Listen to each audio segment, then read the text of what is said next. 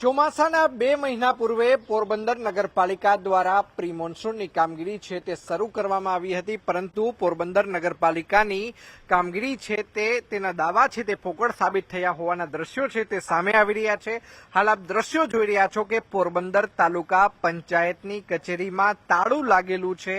અત્યારે કોઈ પણ કર્મચારી હાજર નથી, કારણ કે પોરબંદર તાલુકા પંચાયતની જે કચેરી છે ત્યાં 4 થી 5 ફૂટ જેટલા પાણી ભરાયા હોવાના દ્રશ્યો છે તે ખાસ કરીને સામે આવી રહ્યા છે। અમે કચેરીના બહારના પણ આપને આ દ્રશ્યો બતાવી રહ્યા છીએ। દ્રશ્યોમાંથી જ આપ સમજી શકો છો કે અહીંયા કેટલા ફૂટ પાણી છે તે ખાસ કરીને ભરાયેલા છે। તો સાથોસાથ સામે મોહનભાઈ કોટેચાની વાડી આવેલી છે, પોરબંદર લોહાણા મહાજનની આ વાડી આવેલી છે, તેમાં પણ પાણી ભરાઈ ચૂક્યા હોવાના દ્રશ્યો છે તે સામે આવી રહ્યા છે।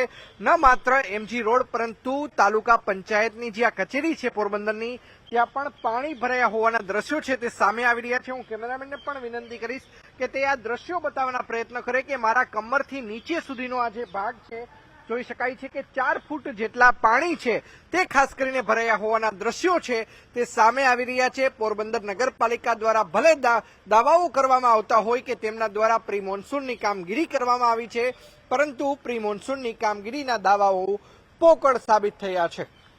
અંકિત પોપટ, ન્યૂઝ 18 ગુજરાતી, પોરબંદર।